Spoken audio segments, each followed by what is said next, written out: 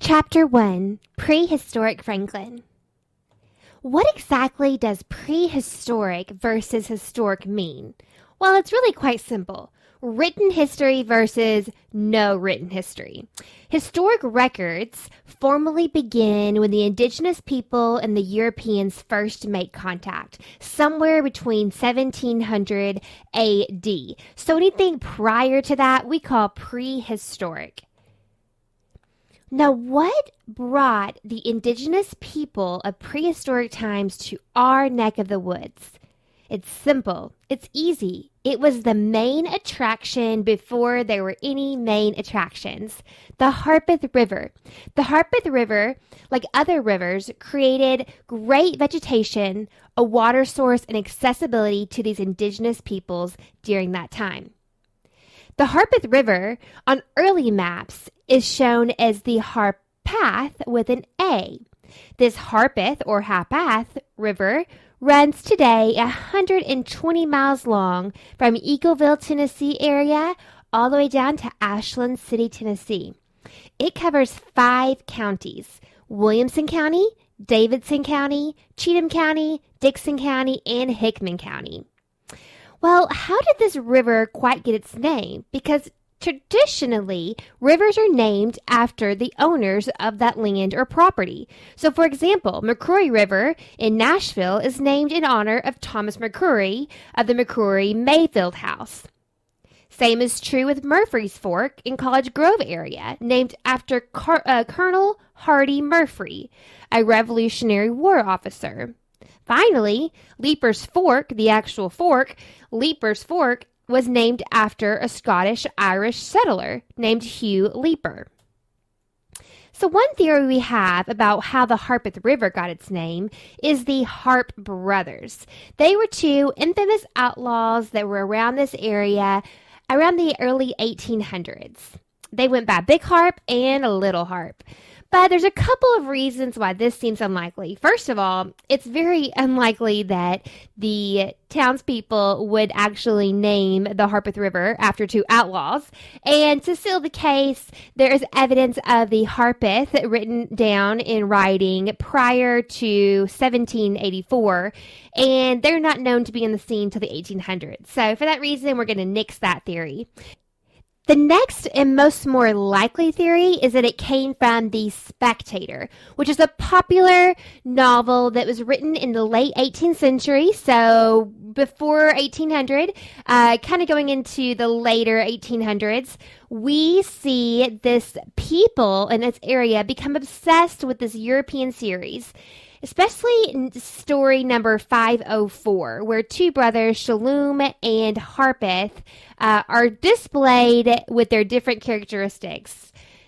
Most importantly, that Harpeth lived near the river, named Harpeth, with an A, and Shalom lived near the mountain ranges. Now, based on the popularity of this novel series and the story and the correct naming of Harpeth with an A, we're going to go with that's how it got its name. But before we get too far into modern times, let's take our DeLorean and head back to prehistoric times. The first person or animal, I should say, that we're going to meet on our journey is the mastodon. The mastodon may look a little bit elephant-like to you, but this is an Ice Age animal. The animals range from different heights and weights, but the average mastodon was 8 foot tall, 15 feet long, and weighed about 8,000 pounds. Now, not only were they 15 feet long, their tusks were an additional 6 feet long. But don't worry, these massive creatures were vegetarians. But the paleo peoples, who were the first prehistoric people that we see in this area, they were here for about 1,000 years, from 9,000 BC to 8,000 BC. These paleo peoples were primarily hunters and wanderers with no real home base. But the most we know about them is that they used a hunting tool we call a Clovis point. It is made from flint, which is a type of stone or rock that was known to be in this area. So when they would hunt the mastodons with the Clovis points, it would make them have to get very close to this creature. But they were very resourceful and used every part of the mastodon to help them survive. Now, in current times, we see our Cool Springs area located right outside of Franklin. Archaeologists have done digs here, and it's very interesting because of the evidence of mastodons in the area. More than half of them are found here in Williamson County in the Davidson area. One of the archaeology digs that were done at the Coates Hines site in 1977, we discovered this massive mastodon tooth. Now, this tooth is about the size of a credit card, so that just gives you a little bit more perspective on how massive these creatures were. Moving into 8000 BC to 1000 BC. This time we are introduced to the archaic peoples. Now, they're here for a longer period of time. They also are starting to grow the population. While they are still primarily hunters, they do develop more of a sense of community with simple villages during this time. They also create a very simple form of agriculture to help balance out the need of hunting for every single meal.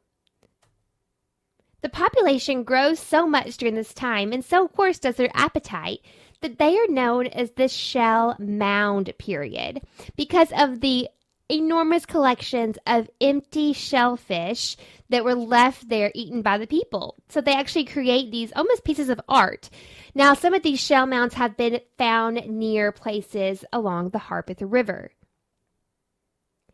The archaic peoples have two major sites that archaeology digs have been done that show their evidence of existence. Two specific ones in Williamson County. First, in Brentwood, Tennessee, off Concord Road, we have Owl Creek Park. And now, again, in Franklin, we have Fieldstone Farms near the Harpeth River. Let's zoom in on that Fieldstone Farm once. This place, actually called the Anderson site, takes place kind of by the baseball fields there in modern day Fieldstone Farms. But back in 1972, the University of Tennessee organized their sites and called upon John Dowd, a renowned archaeologist. In 1979, the current owner of this site, way back when, was Charles M. Anderson. And he was on the site, and his grandson Tommy had come over. Tommy was about 14 at this time, and he was playing in the backyard, as 14-year-old boys do, and he actually came across some of the first artifacts on the Anderson site.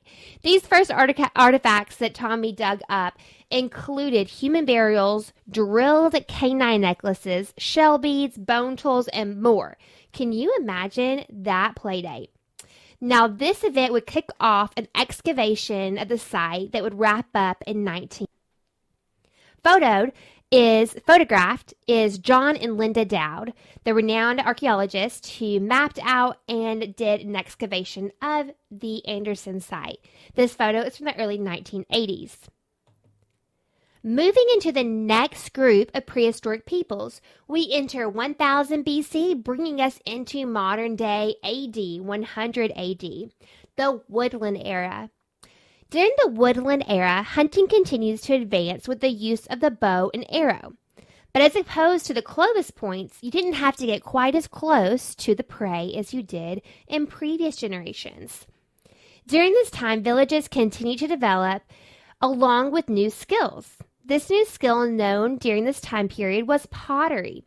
The woodland people would collect mud from the river bank, form, stamp, and dry the clay to create beautiful pieces of pottery that we see here today. Along with these advancements, the woodland peoples are likely most known as the mound builders, as they would bury their dead in mounds. One of the local mounds that we still have today is called Glass Mound. Now, in the original time, there was actually 4 mounds that stood there, ranging from 8 feet to 20 feet high. Now, there's only 2 mounds left. These glass mounds are located near West Haven Golf Course. W. M. Clark and Edwin Curtis excavated this site in the 1870s. During this excavation, many artifacts were found, including this mica sheet and copper pipes. The last stage or era of prehistoric peoples is the Mississippian peoples. And of course, this time from 700 to 1500 is known as the Golden Age, as it's the most advanced age for the prehistoric peoples. For the first time, agriculture provides more of their food than hunting. They have discovered their three sisters, beans, squash, and corn, and how they grow together to create a beautiful, fertile site. Now that they are not having to hunt all the time, the people have time to learn new hobbies and discover art, science, and even religion. The homes advanced during this time as well. Homes are now growing to be about 12 to 15 feet long in order to accommodate more of a community or family lifestyle. The architecture of this time is a wattle and daub style, or mud house, with thatched roofs, a central fireplace, and clay floors. Since the Mississippian peoples are the last of the prehistoric groups, we have even more evidence of their inhabitation of the area. One of the most known sites is the De Graffenried site, Old Town, and the West Harpeth site. De Graffenried site is located near present-day Lewisburg Pike. Old Town is located near present-day Natchez Trace. And the West Harpeth site is located near modern-day South Hall Road. What's so interesting, though, is in all the archaeology digs from this Mississippian people, they just stop suddenly. We don't know exactly what happened to the Mississippian people, but there are some theories. One being that in the 1500s, there was a great drought during this area. So most likely, either people perished from the drought or they moved out to Chattanooga or out west for survival reasons. So our local prehistoric Native Americans from 9000 BC to about 1500s include the Paleo people, the Archaic people, the Woodland people, and the Mississippian people. Following the prehistoric peoples, we would move into the 1700s, where we see a lot of the Cherokee tribes and Chickasaw tribes, and eventually Creek and Shawnee to join. In 1770, hunters began to explore the area of Williamson County, Tennessee, and beyond. This would kick off the Revolutionary War. 13 American colonies originally started with 3 core groups, the Puritans, the Quakers, and the Catholics, but they were under British rule. So here you can see the 13 colonies made up of Puritans, Quakers, and Catholics. They decided one day that they did not want to pay taxes to Britain and not be allowed to vote or be part of their government. So 2 groups were created, the Patriots and the Loyalists. The Patriots who wanted freedom from Britain, and the Loyalists who were loyal to Britain. After many years of fighting, the main negotiators of the United States would be Ben Franklin, John Adams, and John Jay. During this time, at the Treaty of Paris on September 3rd, 1783, the United States of America was officially formed. Now, we will pick back up in part 2 of this Franklin 101 series with what happened